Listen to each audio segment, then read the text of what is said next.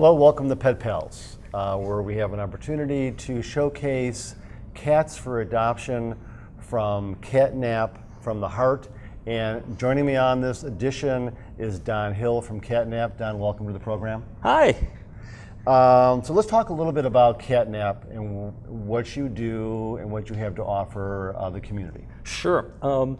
What we're all about is homeless cats, and we get cats from a number of areas, but what we primarily do is get owner surrenders. So people can't take care of their cats anymore. They bring the cats in, and what we do is we go and really evaluate them.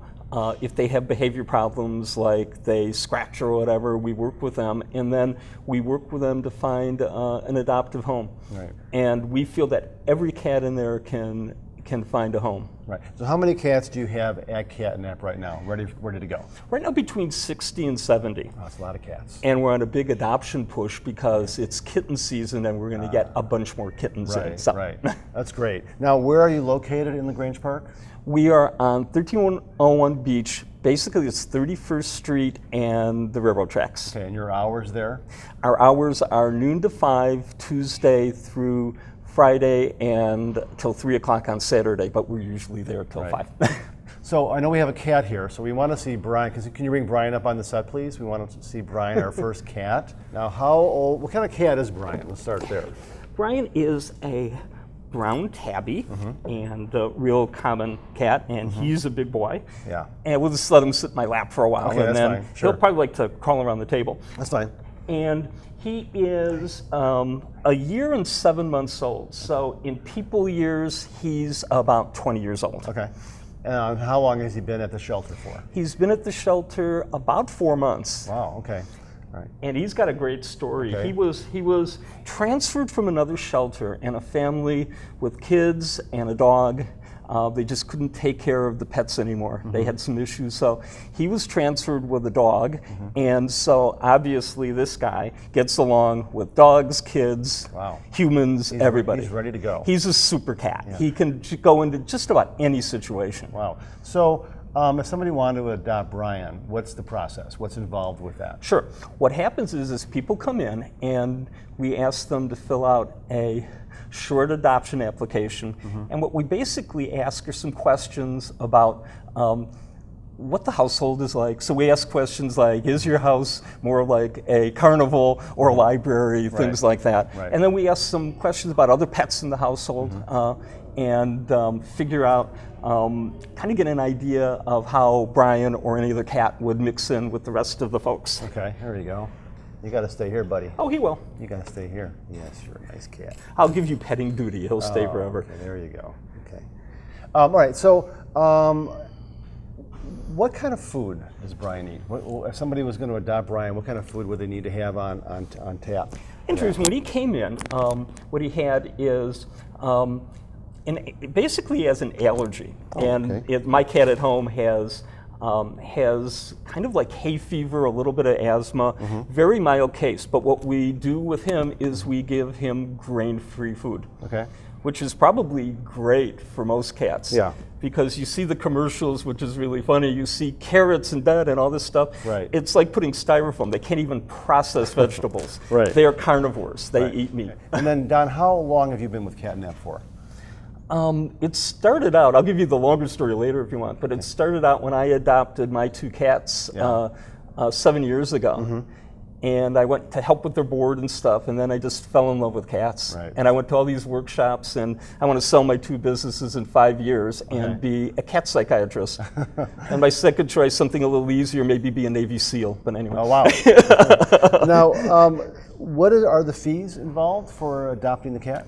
It varies all over the place, and we have special fees or whatever, but basically this guy could go home. The normal fee for him would be $125, which is quite a deal because he's got his rabies vaccination, all his other vaccinations, all of this other stuff. So right. Now tell me about, tell me about fostering. What if somebody said, well, I want to foster Brian? Is that an option? Probably not, because I'll tell you why. Yeah. This guy can go, is very adaptable, and we can put him in just about any home. He's very flexible. Right. What we primarily use fosters for is, especially during kitten season, you know, we get these small kittens, and our foster families are fantastic. They take the kittens until they're about age of 12 weeks, because you really can't adopt them out. And they socialize them, and they teach kittens how to play with humans and other kittens. And then they bring them in and they get adopted. Now, a special kind of program that's just been launched, and we're very much looking into, is called the Adoption Ambassadors Program. And it works really well with dogs, because they take them to events, they put a bandana around them and a dog walk. We're working with cats, and the idea is people foster the cat, they're responsible for their 2, 3, or 4 cats, and we give them all the tools, the Facebook, everything else, and they adopt the cat front to back. And literally, you have to recruit the right kind of foster parents, but in doing that, we like triple the space in our shelter. It's just really a great program. Yeah, that's great. Okay, well, Brian, we hope somebody calls in and adopts you, because you are a really, really, really nice cat. And we'll be right back with more Pet Pals right after these messages.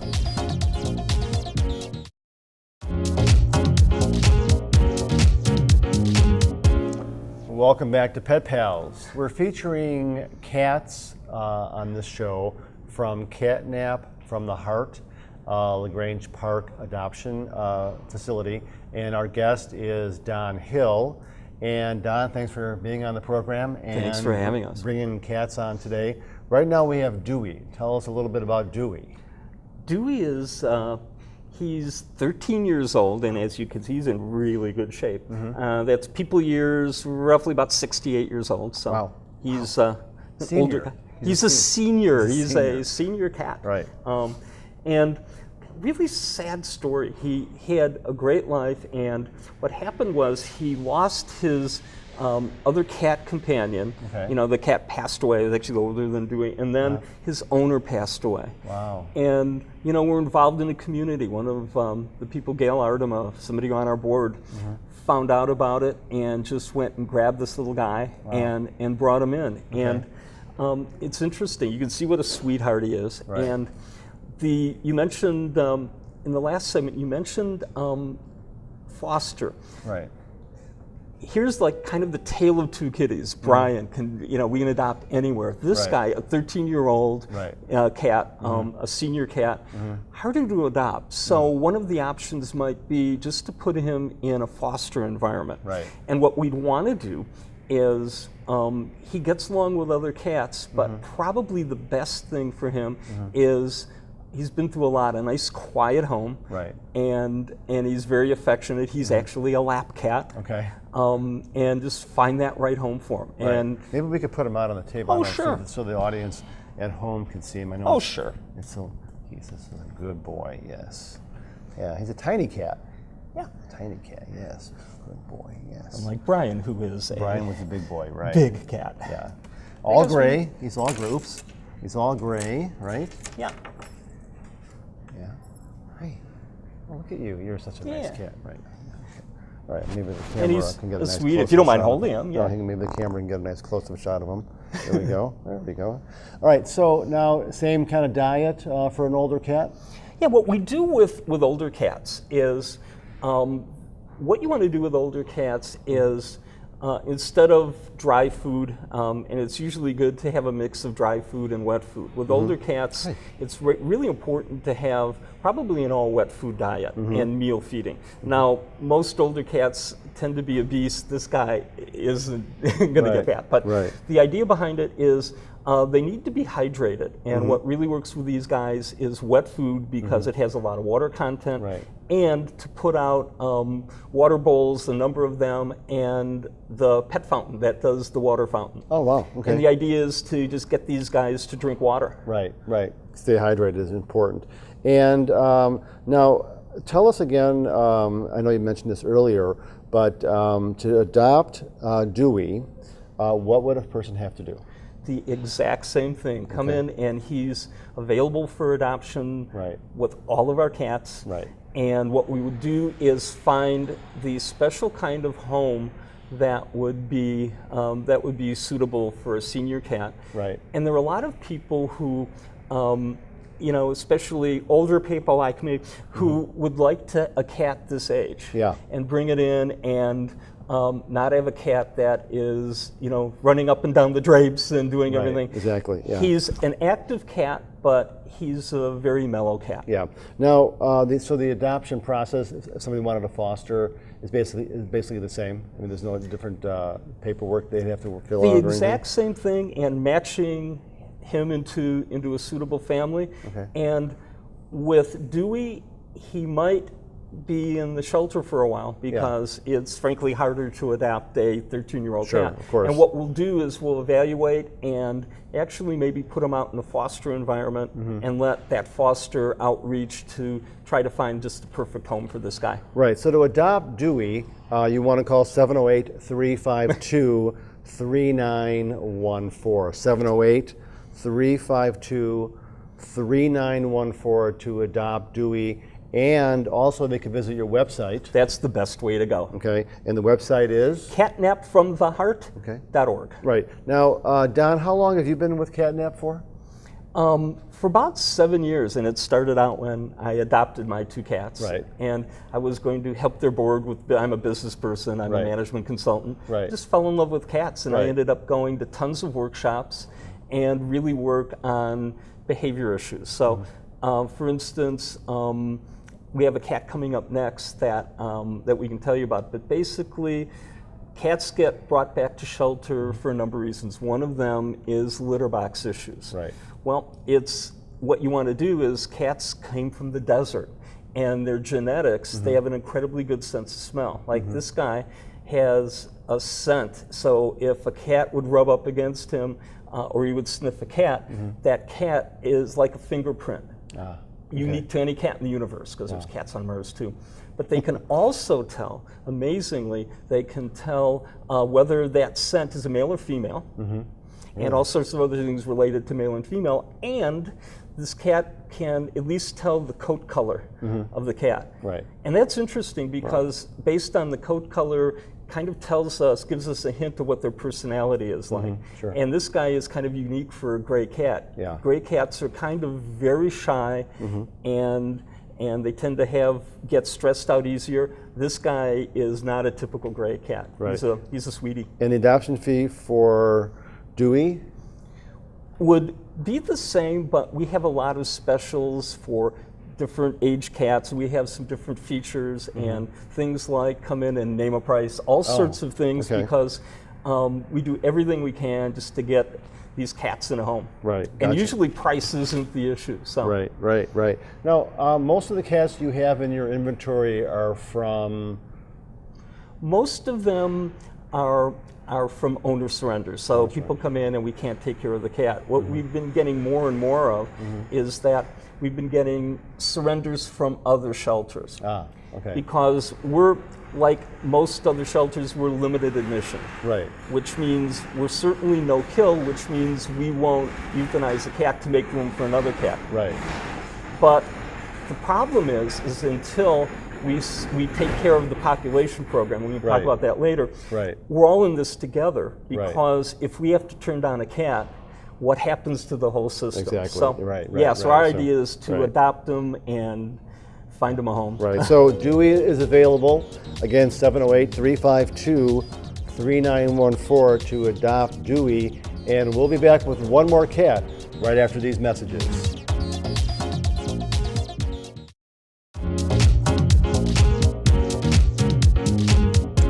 Welcome back to Pet Pals, and we're featuring cats from Catnap from the Heart in LaGrange Park.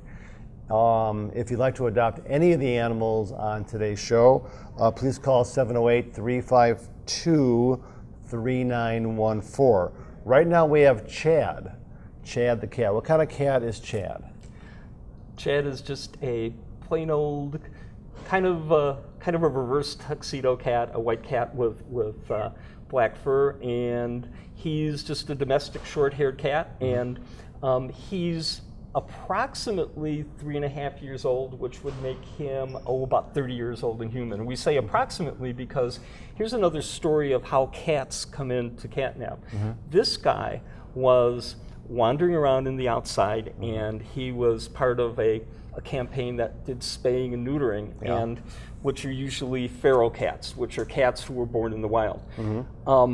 This guy was a stray cat because, as you can tell, he most probably came from a home and somebody just abandoned him. Right. So the thing is, with stray cats, it's harder to adopt these guys because we don't know anything about it. Like Brian, we knew he came in with a dog and the family had kids, whatever. Right. So he came in as a stray cat, and what we do with him is evaluate, and it's a little bit harder, but we bring in a dog sometimes, so we see how he reacts with a dog, with kids, all that kind of thing. And then we try to figure out, again, the same thing with the adoption, how we fit him into a family. And he is actually quite a cuddle bug. What he'll actually do when they clean his cage is he will actually put his paws on the shoulder of the person doing the cage cleaning. Wow. So he's like kind of a big baby. Yeah. So same adoption process, right? Exact We talked same. before, $125. He's out the door in a new home. You got it. With some paperwork being filled out. All right. So and no dietary restrictions. Just you were saying earlier, the best kind of food for most cats to eat is. Well, it's perfectly good. We feed our cats primarily at the shelter a dry food mix, and which is fine. With my cats, as they're getting older, I put them on a wet food diet, and my cat has an allergy, kind of like Brian. Okay. Has so. Yeah. But yeah, just a mix of wet food is good, and if you've got an overweight kitty, the best thing to feed them is, believe it or not, it's wet food. Really? And to do meal feeding. Wow. And what you do is you put the food down and you eat it, and then you pick up the bowls 10 minutes later. Because if you put out the dry food and let them graze, they'll be really big kitties. Oh, sure. Now, if you have multiple cats in your home, what's the rule for cat litter boxes? And what do you normally use for litter? Sure. It's the normal rule is have one litter box per cat plus one. Oh, okay. And it's the easiest way. And if you have two cats, two litter boxes will work, but definitely not have the cats share one litter box. Okay. Because it's a territory thing and all sorts of stuff. Right. And they'll tend to use the same litter box, but they'll switch. But yeah, the best way to do it, one per cat plus one. All right. And so sand, what kind of litter do you like to use at the shelter? Clumpings? What we use is the low-cost clay litter, and it gets changed every day. I like the clumping litter. And so what I do is clumping litter, completely change the litter every 3 weeks. But my wife is at home, she's retired, and when I'm home, we actually scoop out the litter box at least twice. Right. So whenever we see anything, we keep it really clean. What about treats for cats? Tell me about your philosophy on treats. I'm not a fan of treats, and because I do cat behavior stuff, so I call it treat therapy. Okay. And well-meaning volunteers, not a catnap, they'd never do it, other places, they come in and take a whole handful of treats, and then I try to get a cat to come to the front of the cage or whatever, or do all sorts of things to do a reward for a treat. Right. Well, if you give them a handful of treats, they look at you and I'm going, why should I do it? So it's really behavior modification is the only time I'll use a treat. Right. Now you mentioned earlier on, before we were taping the show, about cageless and colony room options at shelters. What is that all about? What does that mean? Traditionally, for years and years and years, shelters were kennels for dogs, cages for cats. And then what ended up happening is in the wild, what happens, cats aren't pack animals, but they'll form colonies, natural colonies between 8 and 12 cats. What shelters have found out that if you put colony rooms and you put 8 to 12 cats in there, it is easier for them to be socialized, and it's more like their natural habitat. Got it. And they interact with other cats, and even cats who don't like other cats, they tend to respect each other's territory. Right. And they'll learn to at least ignore other cats. Sure. But it's all territory, and it's fascinating whenever I go. And you put a cat in an acclimation cage to get them used to the sense of the room and everything. And just watching a new cat in a colony room, I can just spend hours just watching the dynamics and how they deal with the territory. It's really cool. That's a nice. Now, are you doing that? Is that in play at Catnap yet, or We're in our very near future. What we want to do is do a low-cost spay-neuter clinic and a wellness center, so people can bring their cats, and maybe dogs too, but we'll start with cats and get vaccinated. And we're going to do colony rooms. Right. One, to actually deal with space better, but to give the cats a much better chance to get adopted, because people see them in their natural environment, and it works much better. Right. And now, spay neutering, how important is that? It is absolutely vital. We have a homeless cat problem, and with both feral cats who are wild cats born in the wild, or stray cats that get let out. What happens is just this huge overpopulation program. And imagine, have you ever been to Soldier Field? Yes. Imagine Soldier Field empty, about 60,000 seats. Trick question for you. Homeless cats just in Chicago, or maybe the surrounding suburbs, so we'll say Cook County. Sure. How many of those seats you think would be filled Probably with? all of them. That's why it's a trick question. For how many games? I don't know. It is for all 8 home games, 2 preseason games, and maybe a playoff game or 2. Wow. There's 500,000 to 750,000 homeless cats out there. So first we need to get the population down. Right. And by doing that, we'll eliminate having to turn down cats in shelters. Sure. And someday that's where we're going to be. Right. And what I want shelters to be is just an education area for people. Right. And we'll put ourselves out of business. So that'll be good. Well, let's get these cats adopted. So let's pick up that phone and call 708-352-3914. We had great cats on today's show. I want to thank Don for being our guest. I want to thank the people at Catnap for doing a wonderful job and keeping all these cats healthy and hopefully providing some homes to them in the future. We'll see you next time on Pet Pals.